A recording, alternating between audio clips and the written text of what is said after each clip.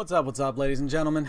It's your boy Petty Parade, and real quick before we get into the video, I just want to say thank you. The Dragon Raja community has been amazing so far. I've only been doing YouTube for about a month and a half, and the views and subscribers I've gotten from this has been insane. I love you guys so much. I can't wait to keep making content for this game. Speaking about content, we make daily content here.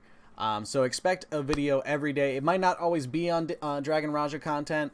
We're definitely going to be focusing on that for a little while, especially because everything is so new and there's a lot of stuff and a lot of depth to this game.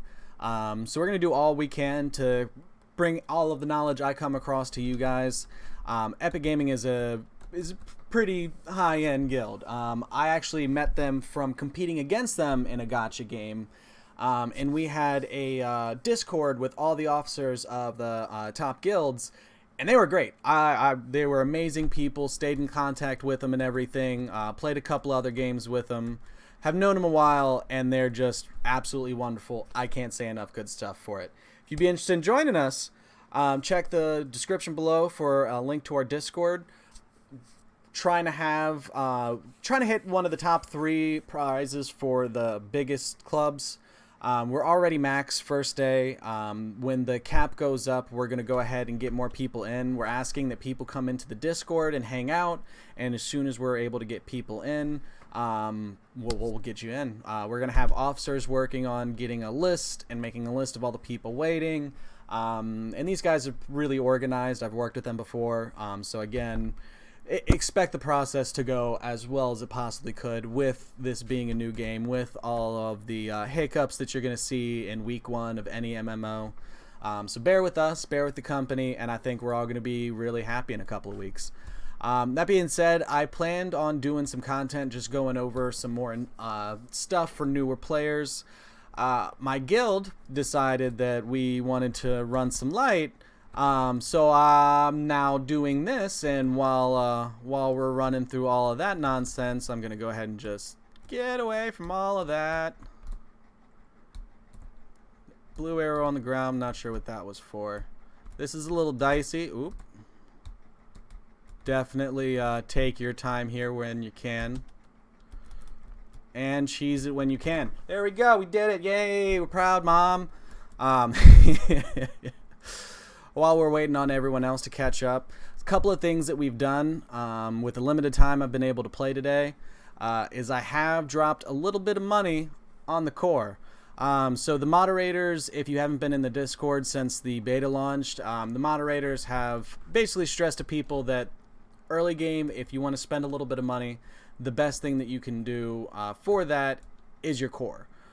They have a really great pass. Hold on, let me see if I can find it real quick. No. Yeah, it's the investment pass.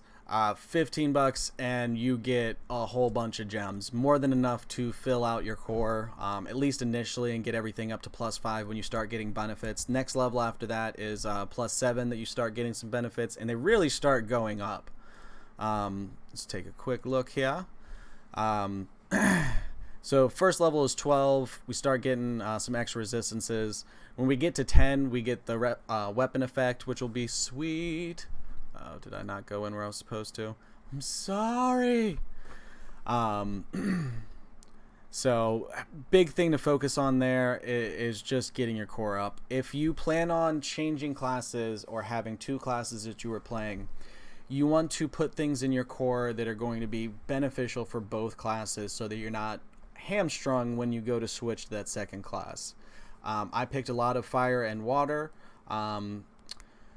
Because I know Soul Dancer is most likely going to be what I off-spec with this character, and those will do very well for Soul Dancer, and they'll do pretty well with my Assassin. My Assassin's going to have a bunch of other bonuses from being my main. A lot of the rewards you get from, spending a little bit of money can only be redeemed on one character. This is the character that's going to be getting all them goodies. Uh-oh.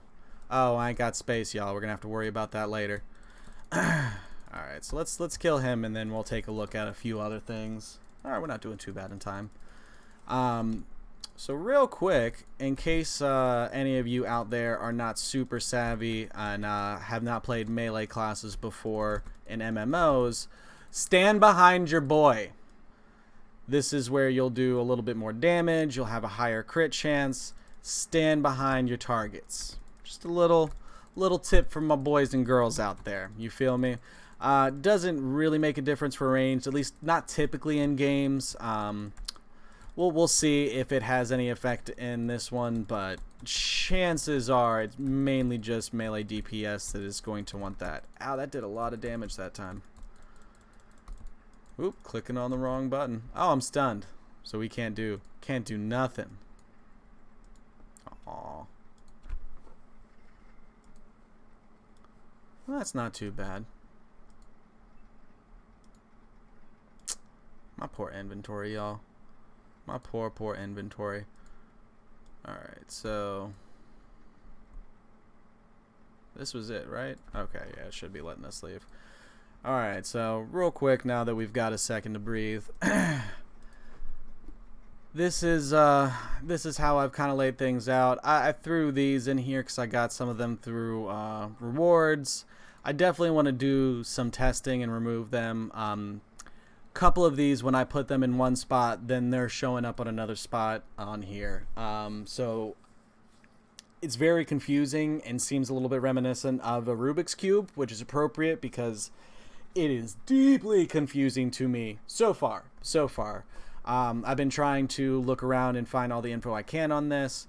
There's not a whole lot out yet, but it's day one, so we'll get there. Another couple of things that I would say would be good. If you're newer to these games, a lot of your resources are going to go to your inventory and then you have to use them from there. When you run out of inventory space because you're irresponsible like I am, will it let us deposit all this? Cool. You got to make a little bit of room.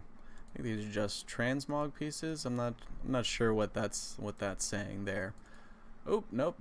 You get right back out of that box, mister. You get right back out of there. Alright.